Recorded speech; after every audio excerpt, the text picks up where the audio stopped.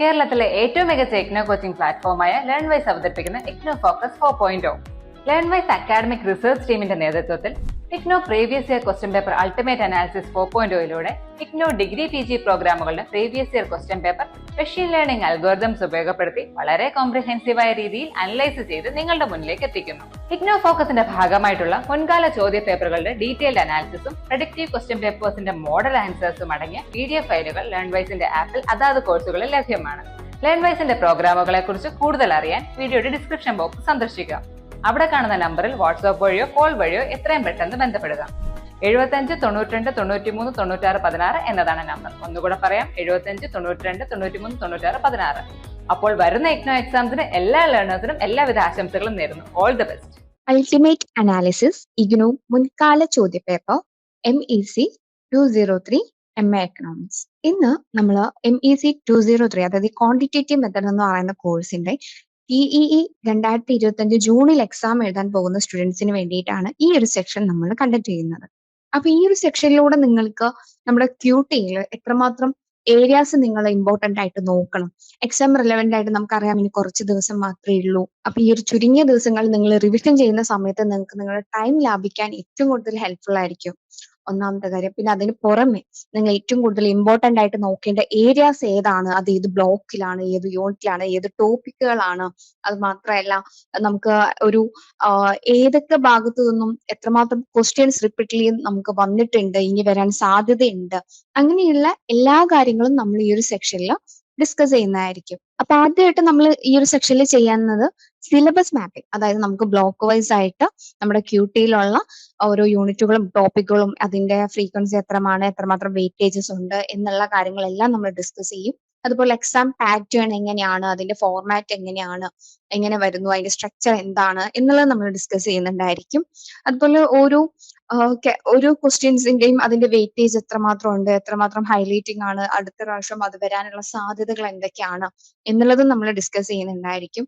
അതുപോലെ വരുന്ന ഈ 2025 ജൂണിലെ എക്സാമിൽ നിങ്ങൾക്ക് വരാൻ സാധ്യതയുള്ള അല്ലെങ്കിൽ ഒരു പ്രോബബിലിറ്റി പോലെ അല്ലെങ്കിൽ പ്രഡിക്ഷൻ പോലെ നമുക്ക് QTയിൽ ഏത് ഏരിയാസിൽ നിന്നാണ് ക്വസ്റ്റ്യൻസ് വരുന്നത്, എത്രമാത്രം വരാൻ സാധ്യതയുണ്ട് എന്നുള്ള കാര്യങ്ങളും നമ്മൾ ഡിസ്കസ് ചെയ്യും. അതുപോലെ ഒരു പ്രഡിക്റ്റീവ് ക്വസ്റ്റ്യൻ പേപ്പർ നിങ്ങൾക്ക് ഇതിന് അവസാനമായിട്ട് നമ്മളിവിടെ അറ്റാച്ച് ചെയ്യുന്നുണ്ട്. ഒരു പ്രഡിക്റ്റീവ് ക്വസ്റ്റ്യൻ പേപ്പർ നിങ്ങൾക്ക് വേണ്ടി ഇവിടെ അറ്റാച്ച് ചെയ്യുന്നുണ്ട്. അപ്പോൾ അതിന്റെ ആൻസേഴ്സ് നിങ്ങൾക്ക് ലേൺവൈസ് ആപ്പിൽ അവൈലബിൾ ആയിരിക്കും. അപ്പോൾ ഈ ഒരു എക്സാം ക്വസ്റ്റ്യൻ പേപ്പർ നിങ്ങൾക്ക് കൊടുക്കുന്ന എന്തിനാ വേണ്ടിയിട്ടാന്ന് വെച്ചാൽ നിങ്ങൾ QT പഠിച്ചു കഴിഞ്ഞതിന് ശേഷം ആ ഒരു ക്വസ്റ്റ്യൻസ് നിങ്ങൾ എക്സാം എഴുതുന്ന പോലെ നിങ്ങൾ ഒന്ന് ആൻസർ ചെയ്യാനായിട്ട് ശ്രദ്ധിക്കാം. ഓക്കെ. അതുപോലെ നമ്മൾ എങ്ങനെയാണ് ആൻസേഴ്സ് എഴുതേണ്ടത്, എത്ര ടൈം സ്പെൻഡ് ചെയ്യണം, എത്രമാത്രം മാർക്കുകളാണ് ഓരോന്നിനും വരുന്നത് എന്നുള്ളത് നമ്മൾ പറയുന്നുണ്ടായിരിക്കും. ഓക്കെ. അതുപോലെ നമ്മൾ ഓരോ പ്രഡിക്റ്റീവ് ക്വസ്റ്റ്യൻസിനെയും വെയിറ്റേജ് എത്രമാത്രം ഉണ്ട്, എത്രമാത്രം ഇമ്പോർട്ടൻ്റ്ലി നമ്മൾ അത് നോക്കണം, സിലബസ് ഓറിയന്റഡ് ആയിട്ട് ഏത് ഏരിയാസ് ആണ് ഏറ്റവും കൂടുതൽ നമ്മൾ നോക്കേണ്ടത്, അങ്ങനെയുള്ള കാര്യങ്ങൾ നമ്മൾ പറയുന്നുണ്ടായിരിക്കും. അതുപോലെ നിങ്ങൾ ഇതെപ്പോഴും ഒരു എന്താ പറയാ ഒരു എക്സാം ലാഘവത്തോടുകൂടെ അതിന്റെ ലാസ്റ്റിൽ കൊടുത്തിട്ടുള്ള ആ ഒരു പ്രഡിക്റ്റീവ് ക്വസ്റ്റ്യൻ പേപ്പറിനെ നിങ്ങൾ ഒരു എക്സാം എഴുതുന്ന രീതിയിൽ ടൈമൊക്കെ സെറ്റ് ചെയ്ത് വെച്ചിട്ട് എഴുതാനായിട്ട് ശ്രദ്ധിക്കാം. മാത്രമല്ല നമ്മൾ പറയുന്ന കാര്യങ്ങൾ നിങ്ങൾ വളരെ സീരിയസ് ആയിട്ട് തന്നെ എടുക്കുക. നിങ്ങളുടെ റിവിഷൻ ടൈമിനെ കൂടുതൽ മാനേജ്മെന്റ് ചെയ്യാനായിട്ട് നിങ്ങൾക്ക് സാധിക്കുന്നതായിരിക്കും. ആദ്യമായിട്ട് നമ്മൾ പറയുന്നത് സിലബസ് മാപ്പിംഗ് ആണ്. അതായത് ബ്ലോക്ക് വൈസ് ആയിട്ടും യൂണിറ്റ് വൈസ് ആയിട്ടും ടോപ്പിക് വൈസ് ആയിട്ടും നമ്മുടെ എക്സാം റിലവന്റിൽ നിന്നുകൊണ്ട് എത്രമാത്രം നമ്മൾ അതിന് ഇമ്പോർട്ടൻസ് കൊടുക്കണം എന്നുള്ളതാണ് നമ്മൾ പറയുന്നത്. അപ്പൊ ഫസ്റ്റ് ബ്ലോക്കിൽ നിന്നും ഫസ്റ്റ് യൂണിറ്റിൽ നിന്നും സെറ്റ് തിയറി അതുപോലെ നമ്പർ സെറ്റ്സ് ഇത് 4 തവണയോളം ക്വസ്റ്റ്യൻസ് വന്നിട്ടുണ്ട്. പക്ഷെ ഒരു ലോ ഇമ്പോർട്ടൻസ് ആയിട്ട് കൊടുക്കുക. അതിനർത്ഥം അത് പഠിക്കേണ്ട എന്നല്ല, അത് പഠിക്കണം. അതുപോലെ സെക്കൻഡ് ബ്ലോക്കിൽ നിന്നും 5th യൂണിറ്റിലുള്ള മെട്രിക്സ്, അൽജിബ്ര 10 തവണയോളം ആ ഒരു ക്വസ്റ്റ്യൻ റിപ്പീറ്റ്ലി വന്നിട്ടുള്ളതാണ്. സോ നിങ്ങൾ അത് വളരെ ഇമ്പോർട്ടന്റ് ആയിട്ട് ആ ഒരു ടോപ്പിക്ക് നല്ലപോലെ പഠിക്കുക. Block 2 unit 8 system of linear equation row operations 5 തവണയോളം റിപ്പീറ്റ്ലി ക്വസ്റ്റ്യൻസ് വന്നിട്ടുള്ളതാണ്. സോ ഒരു മീഡിയം ലെവൽ ഓഫ് ഇമ്പോർട്ടൻസ് കൊടുത്തുകൊണ്ട് തന്നെ നിങ്ങൾ അത് പഠിക്കണം. അതുപോലെ block 3 unit 10 derivations and applications 7 തവണയോളം ആ ഒരു ഏരിയാസിൽ നിന്നും ക്വസ്റ്റ്യൻസ് വന്നിട്ടുണ്ട്. അപ്പൊ നല്ലപോലെ പഠിക്കുക, ഇമ്പോർട്ടന്റ് ആയിട്ടുള്ള ഒരു ഏരിയ ആണ്. അതുപോലെ ബ്ലോക്ക് 3യിൽ നിന്നും യൂണിറ്റ് 11 പാർഷ്യൽ ഡെറിവേറ്റീവ്സ് 6 തവണയോളം റിപ്പീറ്റ്ലി വന്നിട്ടുണ്ട്. സോ ഒരു മീഡിയം ലെവൽ ഓഫ് ഇമ്പോർട്ടൻസ് കൊടുക്കണം. അതുപോലെ ബ്ലോക്ക് 5ൽ നിന്നും 16th യൂണിറ്റില് maxima minima point of inflation 5 തവണയോളം റിപ്പീറ്റ്ലി ക്വസ്റ്റ്യൻസ് വന്നിട്ടുണ്ട്. സോ ഒരു മീഡിയം ലെവൽ ഓഫ് ഇമ്പോർട്ടൻസ് കൊടുക്കുക. അതുപോലെ 9th ബ്ലോക്കിൽ നിന്നും 28ാമത്തെ യൂണിറ്റിൽ നിന്ന് സാമ്പിളിംഗ് തിയറി, ഡിസൈനിങ്, അതുപോലെ ബയാസിസ്, അത് 7 തവണയോളം റിപ്പീറ്റ്ലി ക്വസ്റ്റ്യൻസ് വന്നിട്ടുണ്ട്. അതുപോലെ ഹൈ ഇമ്പോർട്ടൻസ് കൊടുക്കാനായിട്ട് ശ്രദ്ധിക്കുക. 9th ബ്ലോക്കിൽ 29th യൂണിറ്റിൽ നിന്ന് distributions, chi square, T square, F square, central limit, ഇത് 6 തവണയോളം ക്വസ്റ്റ്യൻസ് ചോദിച്ചിട്ടുള്ള ഒരു ഏരിയ ആണ്. സോ ഒരു മീഡിയം ലെവൽ ഓഫ് ഇമ്പോർട്ടൻസ് കൊടുക്കാനായിട്ട് ശ്രദ്ധിക്കുക. അപ്പോൾ ഇതിൽ നമ്മൾ പറഞ്ഞിട്ടുള്ള എല്ലാ ടോപ്പിക്കുകളും നിങ്ങൾ നിർബന്ധമായിട്ടും പഠിക്കുക. നമ്മൾ അവിടെ ഹൈ, മീഡിയം, ലോ എന്നുള്ള രീതിയിൽ അതിന്റെ എത്രമാത്രം ക്വസ്റ്റ്യൻസ് റിപ്പീറ്റ്ലി വന്നിട്ടുണ്ട് എന്നുള്ളതിനെ അടിസ്ഥാനപ്പെടുത്തിയിട്ടാണ് കൊടുത്തിട്ടുള്ളത്. അപ്പോൾ അതിനർത്ഥം അതിലുള്ള ആ പറഞ്ഞിട്ടുള്ള എല്ലാ ടോപ്പിക്കുകളും നമുക്ക് പ്രീവിയസ്ലി ക്വസ്റ്റ്യൻസ് വന്നിട്ടുള്ള ഏരിയാസ് ആണ്. അതുകൊണ്ട് തന്നെ നിങ്ങൾ ആ ഒരു ടോപ്പിക്കുകൾ നിർബന്ധമായിട്ടും പഠിക്കുന്നുണ്ട് എന്നുള്ളത് ഉറപ്പുവരുത്തുക. ഇനി ഇവിടെ നമ്മൾ കൊടുത്തിട്ടുള്ളത് നമ്മുടെ ഓരോ ബ്ലോക്കിൽ നിന്നും എത്രമാത്രം ക്വസ്റ്റ്യൻസ് വന്നിട്ടുണ്ട് എന്നുള്ളതിന്റെ അടിസ്ഥാനത്തിൽ ഒരു ബാർ ചാർട്ട് ആണ് ഇവിടെ കൊടുത്തിട്ടുള്ളത്. അപ്പൊ ഇവിടെ നോക്കിയാൽ നമുക്ക് കാണാൻ പറ്റും നമ്മുടെ 9 ബ്ലോക്കുകൾ നമ്മൾ ഇൻക്ലൂഡ് ചെയ്തിട്ടുണ്ട്. നമുക്ക് ഇവിടെ നമ്പർ ഓഫ് ക്വസ്റ്റ്യൻസ് കൊടുത്തിട്ടുണ്ട്.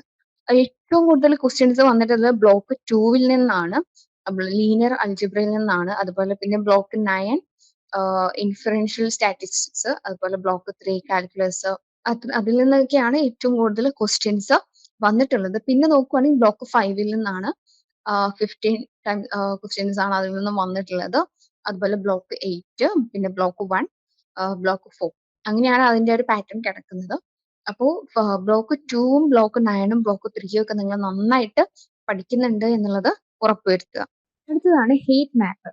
ബ്ലോക്ക് വിഎസ് യൂണിറ്റുകൾ, അതായത് ബ്ലോക്ക് യൂണിറ്റുകളും ഇവിടെ കൊടുത്തിട്ടുണ്ട്. അപ്പൊ ഇതിൽ ഡാർക്ക് ഷെയ്ഡ് ആയിട്ട് കൊടുത്തിട്ടുള്ളത് ആ ഒരു യൂണിറ്റിൽ നിന്നും അത്രമാത്രം ക്വസ്റ്റ്യൻസ് വന്നിട്ടുണ്ട്, വളരെ ഇമ്പോർട്ടന്റ് ആണ് എന്നുള്ളത് നിങ്ങൾ മനസ്സിലാക്കാം. അതുപോലെ ഓരോ ഷെയ്ഡിനകത്തും ഓരോരോ നമ്പേഴ്സ് കൊടുത്തിട്ടുണ്ട്. ആ നമ്പേഴ്സ് കാണിക്കുന്നത് എത്ര തവണയോളം ക്വസ്റ്റ്യൻസ് അവിടെ നിന്നും വന്നിട്ടുണ്ട് എന്നുള്ളതാണ്. ഇപ്പൊ നമുക്ക് നോക്കുമ്പോൾ കാണാം ഏറ്റവും കൂടുതൽ ഡാർക്ക് ആയിട്ട് നമുക്ക് കാണുന്നത് യൂണിറ്റ് 5 ബ്ലോക്ക് 2 യൂണിറ്റ് 5 ആ ഒരു യൂണിറ്റ് 5 നിന്ന് 10 തവണയോളം ക്വസ്റ്റ്യൻസ് റിപ്പീറ്റ്ലി വന്നിട്ടുണ്ട്. അപ്പൊ ആ ഒരു യൂണിറ്റ് നിങ്ങൾ നന്നായിട്ട് ശ്രദ്ധിക്കുക. അതുപോലെ യൂണിറ്റ് 11 ബ്ലോക്ക് 3 യൂണിറ്റ് 11 നല്ലപോലെ പഠിക്കുക. അതുപോലെ യൂണിറ്റ് 13 ബ്ലോക്ക് 8 യൂണിറ്റ് 13 അതുപോലെ നല്ലപോലെ 7 ടൈംസ് ക്വസ്റ്റ്യൻസ് റിപ്പീറ്റ്ലി വന്നിട്ടുണ്ട്. അപ്പൊ നല്ലപോലെ പഠിക്കാനായിട്ട് ശ്രദ്ധിക്കുക. അപ്പോൾ യൂണിറ്റ് 33 ബ്ലോക്ക് 9 യൂണിറ്റ് 33 7 ടൈംസോളം, അതുപോലെ യൂണിറ്റ് 34 6 ടൈംസോളം റിപ്പീറ്റ്ലി ക്വസ്റ്റ്യൻസ് വന്നിട്ടുണ്ട്. അപ്പൊ ഡാർക്ക് ഷെയ്ഡ് ആയിട്ട് കാണിക്കുന്നത് നിങ്ങൾ വളരെയധികം ഇമ്പോർട്ടന്റ് ആയിട്ട് നോക്കണം എന്ന് പറയുന്ന യൂണിറ്റുകളാണ്. അടുത്തതായിട്ട് നമ്മൾ ഏറ്റവും കൂടുതലായിട്ട് നിങ്ങൾ നോക്കേണ്ട അല്ലെങ്കിൽ വളരെ ഇമ്പോർട്ടന്റ് ആയിട്ട് നിങ്ങൾ ശ്രദ്ധിക്കേണ്ട പഠിക്കേണ്ട ടോപ്പിക്കുകളാണ് നമ്മൾ പറയുന്നത് കേട്ടോ. First one matrix algebra. അതിന്റെ ടൈപ്സ് എന്താണ്, അതിന്റെ ഗ്രാമേഴ്സ് റൂൾ എന്താണ്, ഈഗൻ വാല്യൂസ് എന്താണ് എന്നുള്ളത് നന്നായിട്ട് പഠിച്ചു വെക്കുക. എല്ലാ എക്സാംസിനും അത് ക്വസ്റ്റ്യൻസ് വരാറുണ്ട്. അപ്പോ ബ്ലോക്ക് 2 നിന്നുള്ള ഒരു ടോപ്പിക്കാണ്, നന്നായിട്ട് പഠിക്കുക കേട്ടോ. അതുപോലെ sampling theory, hypothesis testing block 9th അപ്പൊ അതിന്റെ സാമ്പിളിംഗ് മെത്തേഡ് എന്താണ്, ബയാസസ് എന്താണ്, ബേസിക് സ്റ്റാറ്റിസ്റ്റിക്കൽ ഇൻഫറൻസ് എന്തൊക്കെയാണ് എന്നുള്ള കാര്യങ്ങൾ നിങ്ങൾ നന്നായിട്ട് പഠിക്കുക. അതുപോലെ ഡിഫറൻഷ്യൽ കാൽക്കുലസ് അതിന്റെ സിംഗിൾ മൾട്ടി വേരിയബിൾ ആയിട്ടുള്ളത് നിങ്ങൾ പഠിച്ചു വെക്കുക. അതിന്റെ ഡെറിവേഷൻ എന്താണ്, ആപ്ലിക്കേഷൻ എന്താണ്, അതിന്റെ പാർഷ്യൽ, അതായത് ബ്ലോക്ക് 3 നിന്നുള്ളതാണ് കേട്ടോ. അപ്പോ അത് നന്നായിട്ട് പഠിക്കുക. ഈ ഒരു ടോപ്പിക്കുകൾ വളരെ ഇമ്പോർട്ടന്റ് ആണ് കേട്ടോ. ഇനി അടുത്തത് കോംപ്രഹെൻസീവ് എക്സ്റ്റെൻഡ് പാറ്റേൺ അനാലിസിസ്. അതായത് നമ്മുടെ ലേറ്റസ്റ്റ് ആയിട്ടുള്ള 2 സെക്ഷൻസിന്റെ അടിസ്ഥാനത്തിൽ നമ്മൾ എത്രമാത്രം മാർക്കുകൾ നമുക്കറിയാം, നമുക്ക് എസ്സേ, ലോങ് എസ്സേ ഉണ്ടായിരിക്കും, ഷോർട്ട് ആൻസേഴ്സ് ഉണ്ടായിരിക്കും, ഷോർട്ട് എസ്സേ ഉണ്ടായിരിക്കും, ന്യൂമറിക്കൽ പ്രോബ്ലംസ് ഉണ്ടാവും, ഷോർട്ട് ഡെഫിനിഷൻസ് ഉണ്ടാവും, വെരി ഷോർട്ട് ആയിട്ടുള്ള ഷോർട്ട് നോട്ട് ക്വസ്റ്റ്യൻസും ഉണ്ടായിരിക്കും. അപ്പൊ അതിനൊക്കെ എത്രമാത്രം മാർക്കിന്റെ റേഞ്ചിലാണ് അതിൽ നിന്നൊക്കെ ക്വസ്റ്റ്യൻസ് വന്നിട്ടുള്ളത്, അപ്പൊ അതിന് എത്ര ലെങ്ത്തിൽ എത്ര വേർഡ്സിൽ നിങ്ങൾ ഉത്തരം എഴുതണം എന്നുള്ളതും കൂടിയാണ് നമ്മൾ കാണിക്കുന്നത്. ഓക്കെ, അപ്പൊ എസ്സേ അല്ലെങ്കിൽ ലോങ് ആൻസേഴ്സ് ആണെങ്കിൽ അത് ഏകദേശം 20 മാർക്കിന്റെ ക്വസ്റ്റ്യൻസ് ആയിട്ടോ അല്ലെങ്കിൽ 12 തൊട്ട് 20 വരെയുള്ള മാർക്കിന്റെ റേഞ്ചിലായിരിക്കും ആ ഒരു ക്വസ്റ്റ്യൻസ് വരുന്നുണ്ടായിരിക്കാം. അപ്പൊ അതിന് ഏകദേശം നിങ്ങൾ ഒരു 250-350 വേർഡ്സിൽ നിങ്ങൾ ഉത്തരം എഴുതിയാൽ മതിയാകും. അതുപോലെ ഷോർട്ട് നോട്ടുകളാണെന്നുണ്ടെങ്കിൽ അല്ലെങ്കിൽ ഷോർട്ട് ആൻസേഴ്സ് ആണ്, ഷോർട്ട് എസ്സേ ആണെന്നുണ്ടെങ്കിൽ ഒരു 6 to 8 മാർക്കിന്റെ ഉള്ളിലായിട്ടായിരിക്കും ക്വസ്റ്റ്യൻസ് വരുന്നുണ്ടായിരിക്കാം. ഏകദേശം 80 to 120 വേർഡ്സിൽ നിങ്ങൾ ആൻസർ എഴുതാനായിട്ട് ശ്രദ്ധിക്കാം. അതുപോലെ ന്യൂമറിക്കൽ പ്രോബ്ലംസ് ഒക്കെ ആകുമ്പോൾ ഏകദേശം 8 മുതൽ 12 മാർക്ക് വരെയുള്ള റേഞ്ചിലായിരിക്കും അത് വരുന്നുണ്ടായിരിക്കാം. അപ്പൊ അതിന്റെ കാൽക്കുലേഷൻ ഒക്കെ കൂടിയിട്ട് ഒരു 80 to 100 വേർഡ്സിൽ നിങ്ങൾ ഉത്തരം എഴുതാനായിട്ട് ശ്രദ്ധിക്കുക. അതുപോലെ ഷോർട്ട് ഡെഫിനിഷൻസ് ആണെന്നുണ്ടെങ്കിൽ ഒരു 3 to 5 മാർക്കിന്റെ റേഞ്ചിലായിരിക്കും വരുന്നുണ്ടായിരിക്കുക. അപ്പൊ 30 to 50 വേർഡ്സിൽ ആൻസർ എഴുതിയാൽ മതിയാകും. അപ്പോൾ വെരി ഷോർട്ട് ആയിട്ടുള്ളതാണെന്നുണ്ടെങ്കിൽ 2 to 3 മാർക്കിനൊക്കെ ആയിരിക്കും വരുന്നുണ്ടായിരിക്കുക. അപ്പൊ 20 to 30 വേർഡ്സിൽ നിങ്ങൾ ആൻസർ എഴുതിയാൽ മതിയാകും. നിങ്ങൾ ഇഗ്നോയിൽ ജോയിൻ ചെയ്തിട്ടുള്ള ഒരാളാണോ? അല്ലെങ്കിൽ ഇഗ്നോയിൽ ജോയിൻ ചെയ്ത് ഡിഗ്രി PhD നേടണമെന്ന് ആഗ്രഹിക്കുന്ന ഒരാളാണോ? ആണെങ്കിൽ നിങ്ങൾക്ക് വേണ്ടിയുള്ളതാണ് ലേൺവൈസ് പ്ലാറ്റ്ഫോം. കേരളത്തിലെ ഏറ്റവും മികച്ച ഇഗ്നോ സപ്പോർട്ട് പ്ലാറ്റ്ഫോം ആയ ലേൺവൈസിന്റെ സഹായത്തോടു കൂടി രാജ്യത്തെ ഏറ്റവും മികച്ച, ഏറ്റവും ക്രെഡിബിൾ ആയിട്ടുള്ള ഡിസ്റ്റൻസ് എഡ്യൂക്കേഷൻ യൂണിവേഴ്സിറ്റി ആയിട്ടുള്ള ഇഗ്നോയിൽ നിന്ന് നിങ്ങൾക്ക് ഡിഗ്രി PG MBA എല്ലാം നേടാം. ഇഗ്നോ നൽകി വരുന്ന 36ഓളം പ്രോഗ്രാമുകളിൽ നിങ്ങൾക്ക് first year, second year, third year, fourth ഇയറിന് ആവശ്യമായിട്ടുള്ള ഫുൾ സപ്പോർട്ട് ലേൺവൈസിൽ അവൈലബിൾ ആണ്. തങ്ങളുടെ എല്ലാ ലേണേഴ്സിനും കൃത്യമായ മെന്റർഷിപ്പോട് കൂടി കോംപ്രിഹെൻസീവ് ആയ ഒരു ഡിഗ്നിഫൈഡ് ലേണിംഗ് എക്സ്പീരിയൻസ് ഉറപ്പാക്കുന്ന ലേൺവൈസിന്റെ മറ്റ് സവിശേഷതകൾ നിങ്ങൾക്ക് ഇവിടെ കാണാം. ലേൺവൈസിൽ നിന്ന് പഠിച്ചിറങ്ങിയവരുടെയും നിലവിൽ പഠിച്ചുകൊണ്ടിരിക്കുന്നവരുടെയും എക്സ്പീരിയൻസ് അറിയുന്നതിന് എത്രയും പെട്ടെന്ന് ലേൺവൈസ് യൂട്യൂബ് ചാനൽ സന്ദർശിക്കുക. അവിടെ നിങ്ങൾക്ക് ഒരുപാട് വീഡിയോസ് കാണാൻ സാധിക്കുന്നതാണ്. ലേൺവൈസിനെ പറ്റി കൂടുതൽ അറിയുന്നതിനായിട്ട് എത്രയും പെട്ടെന്ന് താഴെ കാണുന്ന നമ്പറിൽ വാട്സ്ആപ്പ് വഴിയോ കോൾ വഴിയോ ബന്ധപ്പെടുക. ഇനി നമ്മുടെ ക്വസ്റ്റ്യൻ ഫോർമാറ്റുകളാണ് നമ്മൾ പറയുന്നത്. ഇപ്പൊ എസ്സേ അല്ലെങ്കിൽ ലോങ് എസ്സേ ക്വസ്റ്റ്യൻസ് ആണെന്നുണ്ടെങ്കിൽ അവിടെ എപ്പോഴും അതിന്റെ കൺസെപ്റ്റ് നിങ്ങൾ എപ്പോഴും എസ്സേ ലോങ് എസ്സേ എഴുതുന്ന സമയത്ത് ഒരു ബോഡി ബിൽഡ് ചെയ്യണം. അതായത് ഫസ്റ്റ് നിങ്ങൾ ഒരു ഇൻട്രൊഡക്ഷൻ കൊടുക്കുക, പിന്നെ ഒരു ബോഡി കൊടുക്കുക, പിന്നെ ഒരു കൺക്ലൂഷൻ. അതായത് അതുപോലെ പാരഗ്രാഫ് ആയിട്ട് തിരിച്ചെഴുതാനായിട്ടൊക്കെ ശ്രദ്ധിക്കാം. ഇപ്പൊ എക്സാമ്പിൾ ആയിട്ട് പറയുകയാണെങ്കിൽ Taylor's theorem, hypothesis testing procedures, ഇതൊക്കെ നമുക്ക് എസ്സേ ക്വസ്റ്റ്യൻസ് ആയിട്ട് വരാൻ പറ്റുന്ന രീതിയിലുള്ള ക്വസ്റ്റ്യൻസുകളാണ്. ഓക്കെ, അപ്പൊ ഏകദേശം ഇതൊരു 12 to 20 മാർക്കിന് വരെയുള്ള ക്വസ്റ്റ്യൻസ് ആയിട്ടായിരിക്കും ചോദിക്കുന്നുണ്ടായിരിക്കാം. അപ്പൊ ഡയഗ്രാംസ് ഒക്കെ ഉണ്ട് എന്നുണ്ടെങ്കിൽ നിങ്ങൾ എന്താണ് അത് ആഡ് ചെയ്യാനായിട്ട് ശ്രദ്ധിക്കുക. അതുപോലെ ഒരു കൺസെപ്റ്റ് വളരെ ക്ലാരിഫൈ ചെയ്തുകൊണ്ട് പാരഗ്രാഫ് ആക്കി തിരിച്ചു എഴുതാനായിട്ട് ശ്രദ്ധിക്കുക. ഒരു 250-350 വേർഡ്സിൽ ഒത്തിരി എഴുതിയാൽ മതിയാകും. അടുത്തായിട്ട് ന്യൂമറിക്കൽ പ്രോബ്ലംസ് ഒക്കെയാണ് വരുന്നതെന്നുണ്ടെങ്കിൽ നിങ്ങൾ ആ ഒരു മാത്തമെറ്റിക്കലി കൺസെപ്റ്റ് അതിപ്പോ ക്രാമേഴ്സ് റൂൾ ഒക്കെ ആയിരിക്കും ചിലപ്പോൾ വരുന്നുണ്ടായിരിക്കുക, അല്ലെങ്കിൽ ഈഗൻ വാല്യൂസ് കണ്ടുപിടിക്കുക, അല്ലെങ്കിൽ സാമ്പിൾ സ്റ്റാറ്റിക്സ് കാൽക്കുലേറ്റ് ചെയ്യുക, ഇതൊക്കെ ആയിരിക്കും ചിലപ്പോൾ വരുന്നുണ്ടായിരിക്കുക. അപ്പൊ ഒരു 8 to 12 മാർക്ക് വരെയുള്ള റേഞ്ചിലായിരിക്കും അതിന്റെ ഒരു മാർക്ക് എന്ന് പറയുന്നത്. അപ്പൊ അവിടെ എപ്പോഴും നിങ്ങൾ സ്റ്റെപ്പ് ബൈ സ്റ്റെപ്പ് ആയിട്ട് ഓരോ കാൽക്കുലേഷനും തെറ്റുന്നില്ല എന്നുള്ളത് ഉറപ്പുവരുത്തുക. സ്റ്റെപ്പ് ബൈ സ്റ്റെപ്പ് ആയിട്ട് ഓരോന്നും എഴുതി പോവാനായിട്ട് ശ്രദ്ധിക്കുക. ഒരു യൂഷ്വലി ഒരു 80 to അല്ലെങ്കിൽ ഒരു 100 വേർഡ്സിൽ നിങ്ങൾ ആൻസർ എഴുതിയാൽ മതി. ഈ ഷോർട്ട് നോട്ടുകളാണ് അല്ലെങ്കിൽ ഒരു എക്സ്പ്ലെയിൻ ചെയ്ത് എഴുതാനുള്ളതാണെന്നുണ്ടെങ്കിൽ അതിലെപ്പോഴും അതിന്റെ ഒരു എക്സ്പ്ലനേഷൻ അല്ലെങ്കിൽ അതിന്റെ ഡെഫിനിഷന് അല്ലെങ്കിൽ അതിന്റെ ഡിസ്റ്റിങ്ഷന് അതിന് ഫോക്കസ് ചെയ്യാം. അതിനെ വളരെ ബ്രീഫ് ആയിട്ട് എക്സ്പ്ലെയിൻ ചെയ്യാനായിട്ട് ശ്രദ്ധിക്കാം. ഇപ്പോ ടൈപ്പ് 1 അല്ലെങ്കിൽ ടൈപ്പ് 2 എറർ എന്താണ് എന്നുള്ള കാര്യങ്ങളൊക്കെ ക്വസ്റ്റ്യൻ ആയിട്ട് വരുവാണെങ്കിൽ അതിന് ഈ രീതിയിൽ എഴുതാനായിട്ട് ശ്രദ്ധിക്കാം. ഏകദേശം 6 തൊട്ട് ഒരു 8 മാർക്കിന്റെ റേഞ്ചിലായിരിക്കും അത് വരുന്നുണ്ടായിരിക്കാം. അപ്പൊ ഓരോ അതിന്റെ ക്ലാരിറ്റി അല്ലെങ്കിൽ ആ ഒരു ഡെഫിനിഷൻ എഴുതുന്നത് നിങ്ങൾ എന്ത് ചെയ്യുക, വളരെ കൺസെപ്റ്റ് വളരെ ക്ലിയർ ആയിട്ട് എഴുതുന്നുണ്ട് എന്നുള്ളത് ഉറപ്പുവരുത്തുക. ഏകദേശം 80 തൊട്ട് 120 വേർഡ്സിൽ നിങ്ങൾ ഉത്തരം എഴുതിയാൽ മതി. പിന്നെ ഷോർട്ട് ഡെഫിനിഷൻസ് ആണ് എന്നുണ്ടെങ്കിൽ അവിടെ ആ ഒരു ഇപ്പൊ എക്സാമ്പിൾ പറയുകയാണെങ്കിൽ സ്റ്റാൻഡേർഡ് എറേഴ്സ് അല്ലെങ്കിൽ നൾ ഹൈപ്പോത്തസിസ്, ഇതൊക്കെ ഒരു 3 to 5 മാർക്സിന്റെ ഇടയിൽ വരുന്ന ക്വസ്റ്റ്യൻസ് ആയിരിക്കും. അപ്പൊ ഏകദേശം ഒരു 30-50 വേർഡ്സിൽ നിങ്ങൾ ഉത്തരം എഴുതിയാൽ മതി. അപ്പൊ ഒരു ടെക്സ്റ്റ് ബുക്ക് സ്റ്റൈലിൽ നിങ്ങൾ എന്ത് ചെയ്യാം, അതിലെ ഇപ്പൊ ആൻസേഴ്സ് വളരെ വൃത്തിയായിട്ട് എഴുതുന്നുണ്ട് എന്നുള്ളത് ഉറപ്പുവരുത്തും. ഇനി ഓരോന്ന് മാർക്ക് ഡിസ്ട്രിബ്യൂഷൻസ് എത്രമാത്രമാണ് വന്നിട്ടുള്ളത് എന്നുള്ളതാണ് പറയുന്നത് കേട്ടോ.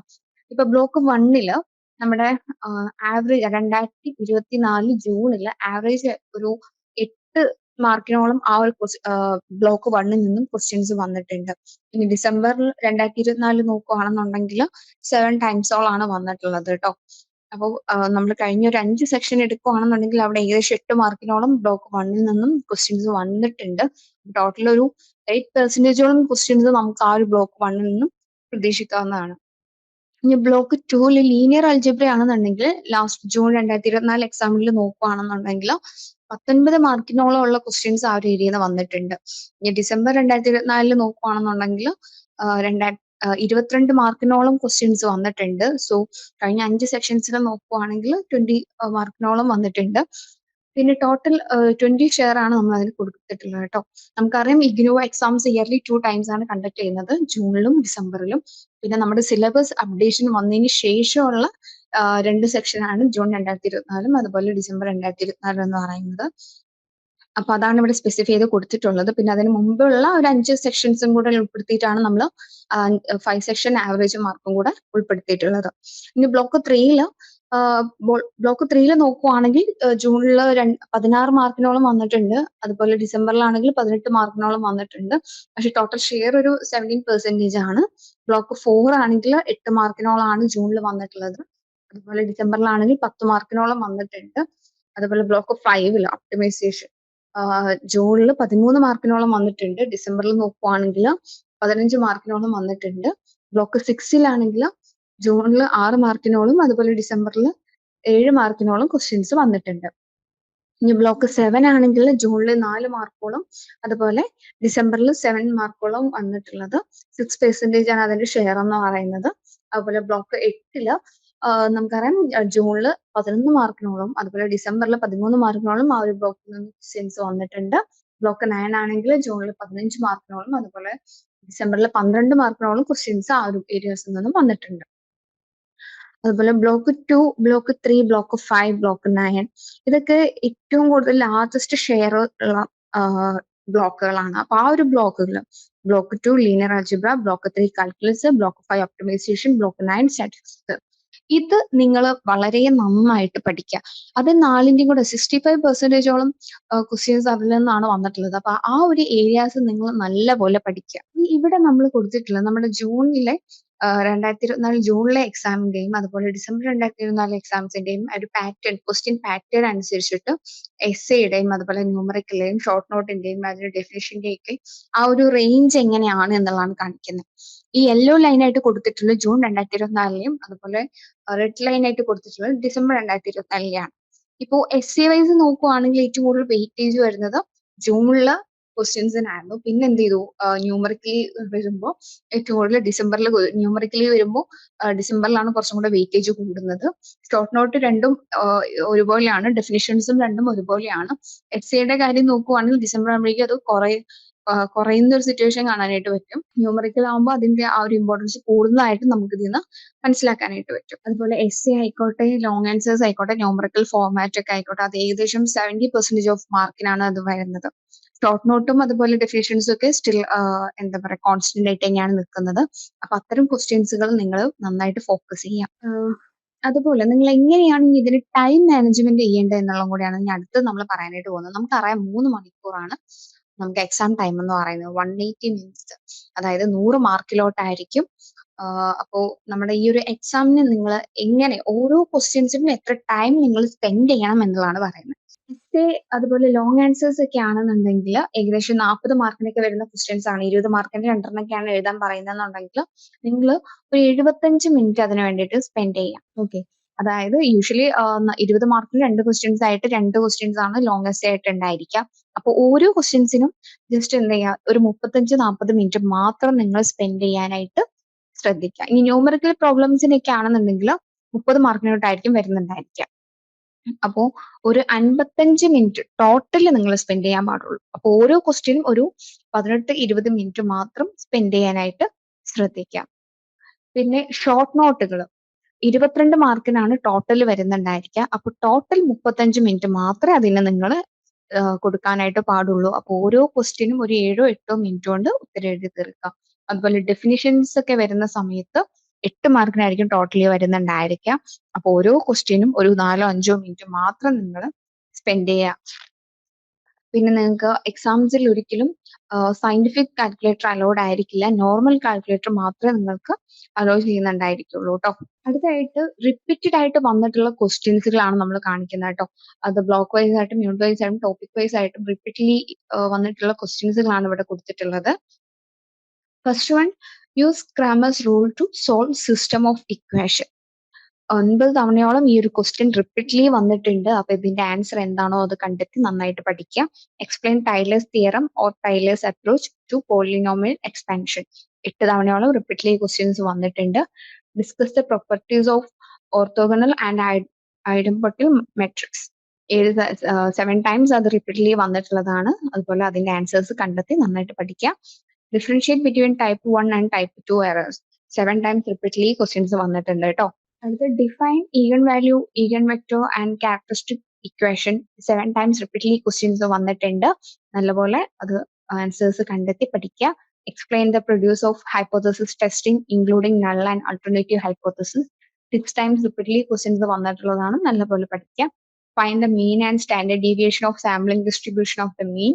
6 ടൈംസ് റിപ്പീറ്റ്ലി ക്വസ്റ്റ്യൻസ് വന്നിട്ടുണ്ട്. State and prove the mean value theorem. 5 times repeatedly questions വന്നിട്ടുണ്ട്, നല്ലപോലെ ശ്രദ്ധിക്കാം. Derive the mean of binomial distribution or show poison as a limiting case. അത് 5 ടൈംസ് റിപ്പീറ്റ്ലി വന്നിട്ടുള്ളതാണ്, നല്ലപോലെ പഠിക്കുക. Test the linear dependence independence using the vectors or matrix. 5 times repeatedly questions വന്നിട്ടുള്ളതാണ്. ആ ഒരു ക്വസ്റ്റ്യൻസും നിങ്ങൾ നല്ലപോലെ പഠിക്കുക. ഇപ്പോൾ നിങ്ങൾ ഈ ഒരു സെക്ഷൻ കഴിയുന്നതോടുകൂടി ഇതിൽ നമ്മൾ തുടക്കത്തിൽ പറഞ്ഞിട്ടുണ്ടായിരുന്ന ആ ഒരു ടോപ്പിക്കുകൾ നിർബന്ധമായിട്ട് നിങ്ങൾ പഠിക്കുക. പിന്നെ ഈ ഒരു ക്വസ്റ്റ്യൻസും അതിന്റെ ആൻസേഴ്സും എന്താണെന്നുള്ളത് നിങ്ങൾ കണ്ടെത്തി കൃത്യമായിട്ട് പഠിക്കുക. ഇഗ്നോയിൽ ജോയിൻ ചെയ്ത ഒരാളാണോ നിങ്ങൾ? അല്ലെങ്കിൽ ഇഗ്നോയിൽ നിന്നൊരു ഡിഗ്രിയോ പി ജി ചെയ്യണമെന്ന് ആഗ്രഹമുള്ള ഒരാളാണോ? എങ്കിൽ നിങ്ങൾക്ക് വേണ്ടിയുള്ളതാണ് ലേൺവൈസ് പ്ലാറ്റ്ഫോം. കേരളത്തിലെ ഏറ്റവും മികച്ച ഇഗ്നോ സപ്പോർട്ട് പ്ലാറ്റ്ഫോമായ ലേൺവൈസിന്റെ സഹായത്തോടു കൂടി രാജ്യത്തെ ഏറ്റവും മികച്ച ഏറ്റവും ക്രെഡിബിൾ ആയിട്ടുള്ള ഡിസ്റ്റൻസ് എഡ്യൂക്കേഷൻ യൂണിവേഴ്സിറ്റിയായ ഇഗ്നോയിൽ നിന്ന് ഡിഗ്രി, പി ജി, MBA ഒക്കെ നേടാം. 36ഓളം വരുന്ന പ്രോഗ്രാമുകൾ നിങ്ങൾക്ക് first year, second year, third year, fourth ഇയറിന് ആവശ്യമായിട്ടുള്ള ഫുൾ സപ്പോർട്ടും ലേൺവൈസിൽ അവൈലബിൾ ആണ്. തങ്ങളുടെ ഓരോ ലേണേഴ്സിനും കൃത്യമായ മെന്റർഷിപ്പോട് കൂടി കോംപ്രിഹെൻസീവായ ഒരു ഡിഗ്നിഫൈഡ് ലേണിംഗ് എക്സ്പീരിയൻസ് ഉറപ്പുവരുത്തുന്ന ലേൺവൈസിന്റെ സവിശേഷതകൾ നിങ്ങൾക്ക് ഇവിടെ കാണാം. ലേൺവൈസിൽ മുൻപ് പഠിച്ചതോ ഇപ്പോൾ പഠിച്ചുകൊണ്ടിരിക്കുന്ന ലേണേഴ്സിന്റെ എക്സ്പീരിയൻസിനെ കുറിച്ച് അറിയുന്നതിനായി ലേൺവൈസിന്റെ യൂട്യൂബ് ചാനൽ ഇപ്പോൾ തന്നെ സന്ദർശിക്കാം. അവിടെ നിങ്ങൾക്ക് ധാരാളം വീഡിയോസ് കാണാനാകും. കൂടുതൽ വിവരങ്ങൾ അറിയുന്നതിനായി താഴെ കൊടുത്തിരിക്കുന്ന നമ്പറിൽ കോൾ വഴിയോ വാട്സ്ആപ്പ് വഴിയോ ബന്ധപ്പെടാം. അടുത്തായിട്ട് ഫ്രീക്വൻസി ടേബിളാണ്. അതായത് നമ്മുടെ ഈ ഓരോ ക്വസ്റ്റ്യൻസും നമ്മളിപ്പോൾ നേരത്തെ പറഞ്ഞ ഓരോ ക്വസ്റ്റ്യൻസും ഏത് ബ്ലോക്കാന്നുള്ളതും ഏത് യൂണിറ്റ് ആണെന്നുള്ളതും എത്ര തവണ അത് റിപ്പീറ്റ്ലി വന്നിട്ടുണ്ട് എന്നുള്ളതും എത്ര മാർക്കിനാണ് അത് വന്നിട്ടുള്ളത് എന്നുള്ളതാണ് പറയുന്നത്. ഇപ്പൊ നമ്മൾ ഫസ്റ്റ് പറഞ്ഞ question use Kamas rule two solve system of equation. Block 2 unit 5 നിന്നാണ്. 9 തവണയോളം അത് വന്നിട്ടുണ്ട്. 8 മാർക്കിന്റെ ക്വസ്റ്റ്യൻസ് ഒക്കെ ആയിട്ടാണ് അത് വന്നിട്ടുള്ളത്. Explain the Taylor's theorem or to polynomial expansion. Block 3 unit 10 നിന്നാണ്. 8 തവണയോളം ക്വസ്റ്റ്യൻസ് വന്നിട്ടുണ്ട്. 8 മാർക്കിനായിട്ടാണ് വന്നിട്ടുള്ളതും. Properties of orthogonal and idempotent matrix. Block 2 unit 5 നിന്ന് തന്നെയാണ്. 7 ടൈംസ് റിപ്പീറ്റ്ലി വന്നിട്ടുള്ളതാണ്. 6 മാർക്കിനാണ് വന്നിട്ടുള്ളത്. Type 1 and type 2 errors. Block 9 unit 31 ആണ്. 7 ടൈംസ് റിപ്പീറ്റ്ലി വന്നിട്ടുണ്ട്. 4 മാർക്കിനായിട്ടാണ് വന്നിട്ടുള്ളത്. Define eigen values, eigen vector, characteristics of equation. Block 2 unit 7 നിന്നാണ്. 7 ടൈംസ് റിപ്പീറ്റ്ലി വന്നിട്ടുണ്ട്. 4 മാർക്സിനായിട്ടാണ് വന്നിട്ടുള്ളത്. അതുപോലെ procedures of hypothesis testing. Block 9 unit 31 ഉള്ളതാണ്. 6 ടൈംസ് റിപ്പീറ്റ്ലി വന്നിട്ടുള്ളതാണ്. 8 മാർക്കിനായിട്ടാണ് വന്നിട്ടുള്ളത്. അതുപോലെ മീൻ and standard deviation of sampling distribution of mean. Block 9 unit 29 ഉള്ളതാണ്. 6 ടൈംസ് റിപ്പീറ്റ്ലി വന്നിട്ടുള്ള ഒരു ക്വസ്റ്റ്യൻ ആണ്. 6 മാർക്കിന് തന്നെയാണ് അത് വന്നിട്ടുള്ളത്. അതുപോലെ മീൻ വാല്യൂ തിയറം. ബ്ലോക്ക് 3 യൂണിറ്റ് 10 ഉള്ളതാണ്. 5 ടൈംസ് റിപ്പീറ്റ്ലി വന്നിട്ടുണ്ട്. 6 മാർക്കിനൊക്കെ ആയിട്ടാണ് വന്നിട്ടുള്ളത്. മീൻ of binomial and position of as A limit case. Block 8 unit 27 വന്നിട്ടുള്ളതാണ്. 5 ടൈംസ് അത് റിപ്പീറ്റ്ലി വന്നിട്ടുണ്ട്. 8 മാർക്കിനായിട്ടാണ് വന്നിട്ടുള്ളത്. Test of linear independence. അത് ബ്ലോക്ക് 2 യൂണിറ്റ് 6 8 വരുന്നതാണ്. 5 ടൈംസ് റിപ്പീറ്റ്ലി വന്നിട്ടുണ്ട്. 8 മാർക്കിനായിട്ടാണ് അത് വന്നിട്ടുള്ളത്. അപ്പൊ നന്നായിട്ട് ശ്രദ്ധിക്കാം. ഓരോ ബ്ലോക്കുകളും യൂണിറ്റുകളും ഏതാണെന്ന് കൃത്യമായിട്ട് കൊടുത്തിട്ടുണ്ട്. അതിൽ നോക്കിയിട്ട് അതിന്റെ ഉത്തരങ്ങൾ കണ്ടെത്തി പഠിക്കുക. ഇനി അടുത്തായിട്ട് നിങ്ങൾക്ക് ഒരു അഡ്വൈസ് അല്ലെങ്കിൽ ഒരു സ്ട്രാറ്റജിക് പ്ലാനിങ് ആണ് തരാനായിട്ട് പോകുന്നത്. ഫസ്റ്റ് ആയിട്ട് നിങ്ങൾ എപ്പോഴും നിങ്ങൾ ക്വസ്റ്റ്യൻസ് നല്ലപോലെ വായിക്കുക. ചാടി കയറി ഉത്തരം എഴുതാതിരിക്കുക.